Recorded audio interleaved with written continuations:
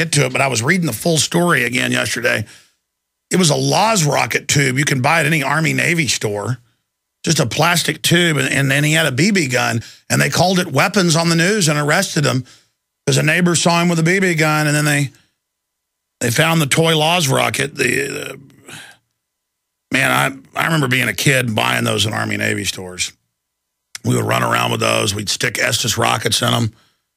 This country's scary. I mean, they are looking for terrorists so bad. They're like, look, beer-making equipment. Your life's over, boy. Look, a BB gun, sir. That's it. Arrest them. They're videotaping us. Arrest them. They got a lot of private prisons. Got to fill them. Let's go to Carl in Oregon. Carl, you're on the air. Thanks for holding. My brother from another mother. How are you this morning? Good. All right, this is not an attack call. This is just a grievance call.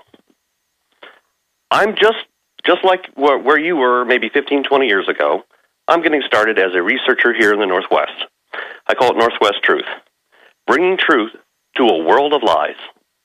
That's my mission. Good. My problem is I'm having difficulty getting a resource. This is the type of person I am. When somebody challenges me... I remember you've called twice about saying a preacher called you aside and told you not to talk about the New World Order or something. Exactly. Well, he said that. I gotta let you go, sir. I mean, you keep calling here saying you want to talk to, have me be your secretary and get you a hold of people. I just can't do that. I mean, I'm not an operator service. I barely have time to see my children. That's really one of my sore spots right there. We don't screen your calls, and people just kind of get something in their idea that I'm going to get them in touch with somebody. We got people that call her every day and say, you're going to get me in touch with Ron Paul, as if I can get in touch with Ron Paul easily. I used to could. It's super hard. They got that guy running 24/7 on the road. Richard in Arizona, you're on the air. Welcome. Yeah, hi, Alex. I'm really happy to get through to you. Thank you. Welcome. If I can be fast enough, I'd like to go through 2 suggestions and 2 bumper stickers. So this is what I've been trying to call in for quite a while. The first suggestion, up to you, but I would really like it if your organization could start a group. And I think the name of this group would tell you what it's about. It's called the Northern Affluence Freedom Center. And I think there's a lot that could be done with that. Maybe somebody can digest that and see if it's worth it. Man, I tell you, these calls, I got to be honest, I just don't understand. Maybe I'm stupid. Like a guy calls up and wants me to get him a hold of somebody, like Fritz Springmeier over and over again, and then you're telling me about a Northern Affluence Center. I don't understand. Let me explain real fast because I don't want to use up my time. The Southern Poverty Law Center, I think you've heard of those guys. We talk about them all the time. Yes. This is the antidote. Northern Affluence Freedom Center. It's the total opposite. If you don't like the idea, it's okay. But that's what it was about. The second thing is as far as Fukushima goes, which is like Mike Adams was talking about, it being the most immediate threat to survival in the Northern Hemisphere because of the structure that's about to collapse. HHO gas has a potential for neutralizing radiation, and maybe somebody can do something with that. Going real fast here, the 2 bumper stickers. I was going to call up as fairness police, but I wasn't up to it this morning. And I was going to say that, you're talking too much about Ron Paul, and we need you to put out 2 bumper stickers. One is Fascists for Peace, re-elect Barry Soetoro, and I want a mushroom cloud with red, white, and blue in the background. Beautiful idea, sir, and that's a great idea. We need an organization that is the counter to the Anti-Defamation League and the Southern Poverty Slime Center.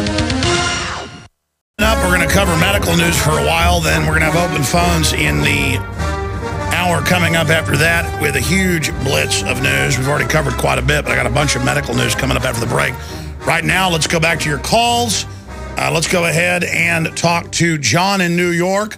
John, welcome. Hey, Alex. Hey. I'm a long-time listener, but first-time caller. To talk about the teacher there, that's very interesting because I was a teacher, and I saw all kinds of things like that. It's been coming over the last 15, 20 years. There have been a lot of things we had to watch for kids, being abused and such, and had to report it. They had us doing all kinds of things like that, and now with this, this teacher saying you can't criticize the president, That's pretty ridiculous. Well, it's not happening in a vacuum. I've got TV news where they said, talk bad about the president, you'll be arrested in Missouri. I mean, that's on record. They admit they have re-education camps. Police are arresting people for filming them everywhere. The system is trying to create an atmosphere that there is no free speech. Look, free speech isn't just your speech on the street. The big part is religion. Look at how they're telling churches, not just the Catholic Church, but they're fighting back, that they've got to pay for abortions and birth control, that they've got to hire people that aren't part of their faith. I mean, that's ridiculous. Can I go to a Jewish synagogue or a Muslim mosque and say, hey, I'm a pig slaughterer and I'm a Satanist and I'd like to work as your accountant? And they're like, no, we're not going to hire you. We don't hire Satanists. And then I sue them? I mean, this is ridiculous. That's my point. Yeah, all of these things have not been happening just instantly. These things have been coming on for, 25, 30 years now. I remember a comment to my father-in-law. I was always precocious, and that's because I always think outside the box. And I was looking at all the things that were going on, and way back in, Reagan Bush era, and I was looking at all the economic things, how they were manipulating the economy. I said, they're just going to make America a third world country. My father-in-law, he said that's correct. Yeah, he was a director of community relations for Cornell University during that time, and we've got a bunch of spoiled brats that run around and think they're part of the power structure who enjoy, I call them collaborators. They enjoy the darkening skies. They enjoy nightfall in the Republic. They think they're going to get this power and have fun in this authoritarian system. And all they're going to get is their head stoved in. That's right. Yeah, absolutely. But we're not a third world country. We're becoming one. The system wants to make us one. But there are millions of people, probably 50, 60 million, who have not drunk the Kool-Aid, who'll never go along with them. And the system's answer, as the weatherman told Obama and the rest of them, is they're going to set up giant camps and try to arrest us. Well, you're not going to, because we're not Russia or Germany. We have guns, and we're going to use them in defense. And you can call us terrorists all day. Everybody knows you're the terrorist. It's not us. We're doing everything we can to try to fix this peacefully. The irony is that I have 5 sons, and I can't convince anybody of any of these things, no matter how much I try. They all like Obama, and they think these things are wonderful. Really? Do they think $20+ billion to move General Motors out of the U.S.? I mean, paying to... It's one thing to have tax incentives to get the jobs to leave. Again, they just watch TV and believe that's real. See, the smiling people, the teleprompters, and acting like, oh, let's see what the public thinks. But it's all in a controlled, narrow spectrum. And look, don't lose heart, because it's always darkest before the dawn, the cliche goes, because it's true. People that are in a trance, everything seems real till they come out of it. And things are going to happen to them that are going to break them out of their trance. You make sure the seeds are planted. Okay, ladies and gentlemen, we are back live into another hour of the Alex Jones Show. I am your host, Alex Jones. It is Tuesday, the 22nd day of May, 2012. Coming up in the next hour, we'll continue with Peter, John, Daryl, Jeremiah, and others. But what I may do is actually have to call those people back if they want to give us their numbers. Or we can open up my own phone system here and keep them on hold, now that I think about it. Because I wanted to get Dr. Joel Wallach back on because of popular demand, to have him take at least a half hour of phone calls for questions from people.